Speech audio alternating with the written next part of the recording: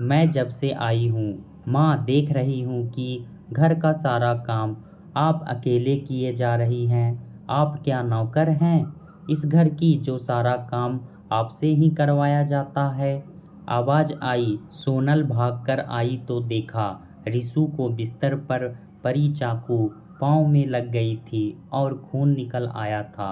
सोनल ने फटाफट खून को साफ कर रिसु को बैंडेज लगाया और कोमल से बोली, भाभी बिस्तर पर चाकू कौन रखता है भला? यह तो अच्छा हुआ चाकू पैर में ही लगा, वरना कहीं और जगह लग जाता तो सोचो क्या होता। तुम घर के कामों में ही लगी हुई हो, दो घड़ी बेटी के पास बैठने की फुर्सत नहीं है तुम्हें क्या? मैं रोज रोज आपके घर आती हूँ आपके नाते। नातिन आपसे मिलने को बेकरार थे। नानी के घर जाएंगे और नानी के साथ खूब मज़ा करेंगे कह रहे थे, मगर यहाँ तो आपको मेरे साथ बैठने तक का समय नहीं है। माँ, अब आपका आराम करने का समय है। इस उम्र में इतना काम करना शरीर के लिए अच्छा नहीं है।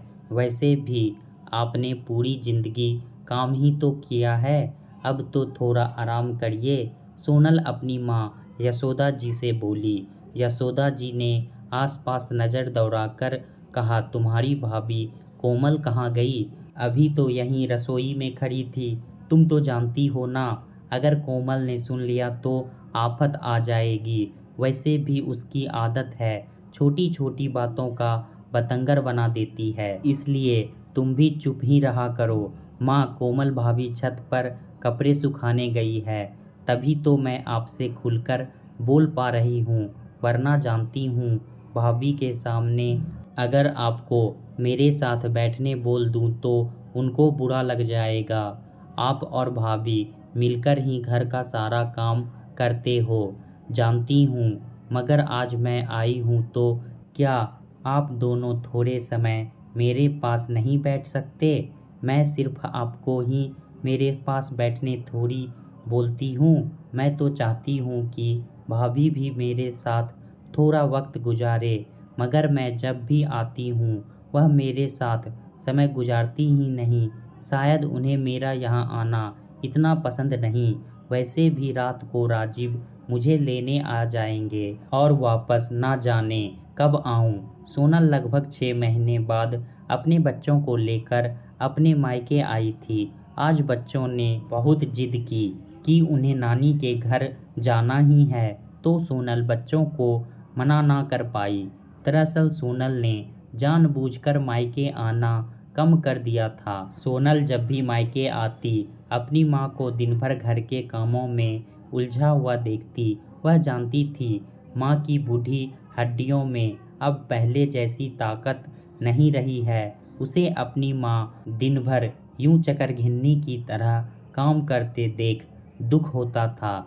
जहाँ दूसरी तरफ सोनल खुद अपनी सास को बहुत आराम देती थी, वहाँ दूसरी ओर माँ को दिन भर पीसते देखती थी। वह जानती थी कोमल भाभी अपने में ही रहती है। ना कोमल भाभी को घर के कामों में रुचि थी और ना ही सास और ननद के साथ बात करने में। इसलिए सोनल ने मायके आना ही कम कर दिया था। सोनल के दोनों बच्चे मोनू और रिसु नानी के घर आकर बहुत खुश थे। दोनों उनके मामा मामी के कमरे में टीवी देख रहे थे। तभी रिसु के जोर से रोने की कोमल बोली, दीदी मुझसे ही चाकू बिस्तर पर छूट गया था, मैं वहीं बैठकर सुबह फल काट रही थी। सोनल बोली, भाभी वैसे भी आपका कमरा हमेशा अस्त व्यस्त पड़ा रहता है, आप कभी कभार अपने कमरे की भी सफाई कर लिया कीजिए। कमरा हमेशा यूं फैलाकर रखना अच्छी बात नहीं है। बस सोनल के इतना कहते ही कोमल भाभी गुस्सा होकर बोली, दीदी कहना बड़ा आसान होता है, जो काम करता है वही जानता है। घर में कितना काम होता है, खाना बनाओ, बच्चों को स्कूल ले आओ और छोड़ो, ऊपर से काम वाली बाई भी 1 महीने की छुट्टी लेकर गांव गई है, इसलिए झाड़ू पोछा और बर्तन भी हाथ से करना पड़ रहा है। मैं अकेली कितना काम करती हूँ, यह कोई नहीं देखता। यह सुनकर यशोदा जी बोली, बहू, मैं तुम्हारा सारा काम करने लगती हूँ, फिर भी तुम सभी के सामने यही ढिंढोरा पीटती रहती हो कि तुम अकेली घर का सारा काम करती हो। आपको घर में रहना है और खाना खाना है तो काम तो करना ही पड़ेगा ना। नहीं छोड़ती मैं भी मेरी माँ का यूँ बार बार अपमान नहीं सहन कर सकती हूँ। आप सुबह 9 बजे से पहले कभी उठती नहीं, जबकि माँ सवेरे 7 बजे उठकर ही घर के आपकी बुराई नहीं करती, कभी किसी से नहीं कहती कि वह खुद घर में कितना काम करती है। आप सुबह देरी से उठती हैं और दोपहर में खाना खाकर वापस 3 घंटा अपने कमरे में जाकर सो जाती हैं, मगर माँ कभी किसी से नहीं कहती। और मैंने ऐसी बहुत सी सासें देखी है जो दिन भर वे भी बहुत बार थकती है मगर बताती नहीं। दीजिए, मैं तुम्हारी हर काम में मदद करती हूँ, तुम भली भांति जानती हो। कोमल बोली, माँ तो कौन सा बड़ा काम करती है, बिना काम किए बैठे बैठे खाना खाना अच्छा लगता है क्या भला। कोमल को इस तरह अपनी माँ से बात करते देख सोनल को बहुत बुरा लगा। सोनल बोली, भाभी, यह कोई तरीका नहीं है माँ से बात करने का। मेरी माँ को मैं बचपन से काम करते देखती आई हूँ और अब इस बुढ़ापे में भी काम करते ही देख रही हूँ। माँ आपके बच्चों को तैयार करने से लेकर घर का सारा काम कर लेती हैं, फिर भी आप माँ को ताने देने का कोई अवसर कामों में लग जाती है। सुबह सुबह पानी भर देती है, फिर सभी का चाय नाश्ता तैयार कर देती है, दाल और चावल भिगो देती है, आटा गूँथ देती है। फिर बताइए, आपको उठकर क्या इतना काम होता है। काम वाली बाई तो अभी छुट्टी पर गई है, वैसे तो हमेशा वह रहती है। आपको काम करने में आलस आता है, इसलिए आप अपना कमरा अस्त व्यस्त रखती हैं और सबसे कहती फिरती हैं कि आप दिन भर अकेले काम करती हैं। वह तो माँ ही हैं जो कभी बाहर जाकर पर भी आप माँ पर ही इल्ज़ाम लगाती हैं कि खाना खाना है तो काम करना ही पड़ेगा। तो भाभी, आपको बताएं देती हूँ, यह मेरी माँ का भी उतना ही घर है जितना कि आपका। आराम करती है और उनकी बहुएं घर का सारा काम अकेले संभालती हैं, मगर फिर भी कभी शिकायत नहीं करती, क्योंकि वह जानती है कि सासों ने उनकी उम्र में बहुत काम किया है। अब घर की जिम्मेदारी उनकी है, मगर माँ ने तो कभी भी आपकी शादी के बाद आप पर घर की पूरी जिम्मेदारी अकेले नहीं सौंपी। हमेशा आपको बराबरी में घर के कामों में मदद की है और कभी आपकी तरह काम करके गिनती नहीं कि वह अलग। माँ का मानना है कि काम करने से शरीर स्वस्थ रहता है।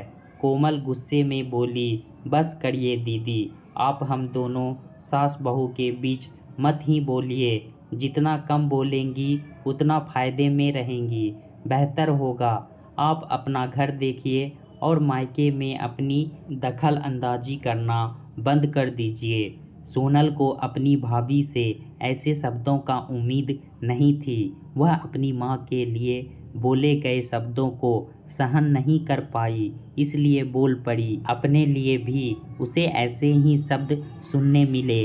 वह तो बस यही चाहती थी कि कोमल भाभी इस बात को स्वीकार करे कि इस बुढ़ापे में भी माँ कितना काम करती है।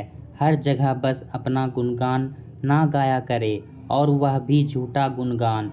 माँ जब इतना काम करके भी मुंह से उफ तक नहीं करती तो भाभी तो आधे से ज़्यादा वक्त अपना सोने में ही गुजार देती है।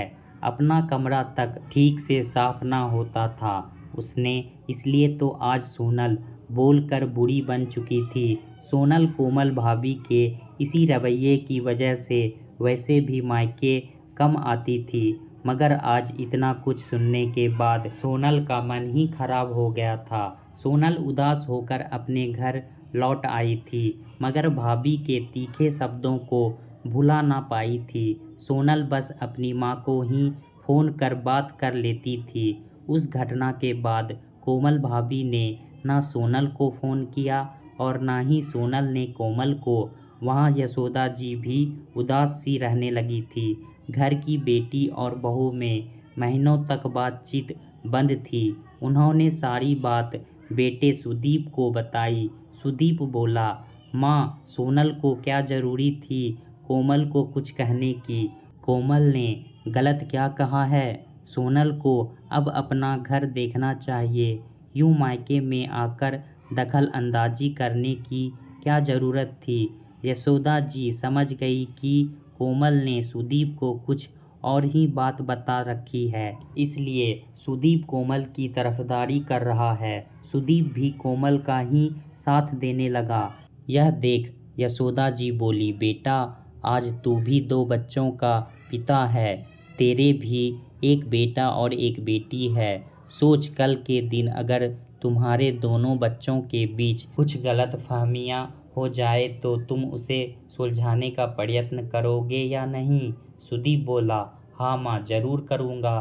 तो बस मैं भी वही कह रही हूँ। यशोदा जी बोली, सोनल इस घर की बेटी है और तुम्हारी पत्नी ने उसे कड़वे शब्द कहे हैं। जैसे तुम्हारा अपनी पत्नी के लिए फ़र्ज बनता है, वैसे ही तुम्हारा अपनी बहन के लिए भी कुछ फ़र्ज बनता है। सुदीप को अपना भाई होने का फ़र्ज याद आया और वह बोला, माँ, मैं कोमल को समझाने का प्रयत्न करूँगा। हो सके तो बोलूँगा कि वह सोनल दीदी से माफ़ी मांग ले। यशोदा जी बोली, बेटा, सोनल अपनी भाभी से माफ़ी थोड़ी मंगवाना चाहती है। वह तो बस चाहती है प्यार के 2 शब्द जिससे उसका मायका बना रहे। हर बेटी बस यही चाहती है कि मायके में उसका सम्मान बना रहे, उसकी यादें बनी रहे। बेटी अपने ससुराल में कितनी ही खुशी क्यों ना हो, मगर वह अपना मायका कभी नहीं भूलती। आज उसे कितना बुरा लग रहा होगा कि इतने महीनों में भाई और भाभी ने उसे एक फ़ोन तक नहीं किया। कोमल माँ की बात सुनकर अपने कमरे से बाहर आकर बोली, माँ, आपने ही सोनल दीदी को बहुत सर चढ़ाकर रखा है, वरना उन्हें क्या ज़रूरत थी पिछली बार हमारे घर के मामलों में बोलने की। उनकी शादी हो चुकी है, वे अपना घर देखे। यहाँ हम सास बहू के रिश्ते खराब करने का हक उसे किसने दिया? मैं कोई फ़ोन दोन नहीं करने वाली, कहकर कोमल वापस अपने कमरे में चली गई। 3 दिन बाद कोमल अपने मायके जाने वाली थी। बच्चों की गर्मियों की छुट्टी होने वाली थी। यशोदा जी को भी सोनल की बहुत याद आ रही थी, मगर जानती थी अगर वे सोनल को यहाँ बुलाएगी तो कोमल गुस्सा हो जाएगी, इसलिए चुप रहती थी। कोमल बहुत खुश होकर मायके चली गई और यहाँ छोड़ गई माँ की तरसती आँखें को, जो बेटी को बुलाना चाहती थी मगर बहू की वजह से बुला नहीं सकी थी। सोनल यशोदा जी से रोज़ फ़ोन पर बातें कर देती ताकि माँ को अकेलापन महसूस ना हो। 5 दिन ही हुए थे कि कोमल मायके से वापस आ गई। यशोदा जी भला कैसे पूछती कि क्या हुआ है? वे कोमल के गुस्से से डरती थी। कोमल का चेहरा उतरा हुआ था और वह बुझी-बुझी सी लग रही थी, जैसे उसके मायके में कुछ अनहोनी हुई हो। एक दिन अचानक यशोदा जी सोनल को घर आया देख चकित रह गई और बोली, सोनल, तुम यहाँ अचानक कैसे? सोनल बोली, कोमल भाभी का फ़ोन आया था। माँ, आपको नहीं मालूम क्या? कोमल ने खुशी से सोनल का स्वागत किया और बोली, सोनल दीदी, मुझे माफ़ कर दीजिए। इस बार जब मैं मेरे मायके गई हुई थी और मैंने मेरी माँ को भी इसी तरह दिन भर काम करते देखा तो मुझसे रहा ना गया और मेरी भाभी ने इसका गलत तलब निकाल दिया और मेरी भाभी ने मुझसे गुस्से में बात की। तब जाकर मुझे समझ आया कि एक अच्छी ननद कभी भी अपनी माँ और भाभी के भले के बारे में ही सोचकर उसे कुछ कहती है जिसे भाभी गलत मान लेती है। मेरे साथ भी यही हुआ। तब मुझे आपकी बहुत याद आई और मैंने यह फैसला किया कि मैं आकर तुरंत आपसे माफ़ी मांगूंगी। सोनल बोली, भाभी मैं आपसे माफ़ी नहीं मंगवाना चाहती हूँ, बस आपको यह बात समझ में आई, मेरे लिए यही काफ़ी है। कोमल बोली, माँ मैं आपसे भी माफ़ी मांगती हूँ। आप हमेशा मुझे हर काम में सहयोग करती रही, मगर मैं फिर भी आपकी कद्र ना की। यशोदा जी बोली, कोई बात नहीं बेटा, देर आए दुरुस्त आए। दोस्तों, ननद भाभी के रिश्ते में कभी कड़वाहट नहीं होनी चाहिए। अगर वे दोनों आपस में मिलकर रहे तो सारे रिश्ते हंसते खिलते रहेंगे। किसी भी बहन को कभी भी अपने भाई के घर में दखल अंदाजी नहीं करनी चाहिए और भाभियों का भी यही कर्तव्य है कि वह अपनी ननद को प्यार और सम्मान देने में कभी पीछे ना हो जाए, क्योंकि लड़कियों की जिम्मेदारी होती है दोनों घर को बराबर लेकर चलने की। पाठकों, आज की हमारी कहानी आपको कैसी लगी हमें कमेंट में ज़रूर बताएं और ऐसे ही मनोरंजक कहानियों को सुनने के लिए हमारे चैनल को सब्सक्राइब करना ना भूलें। धन्यवाद।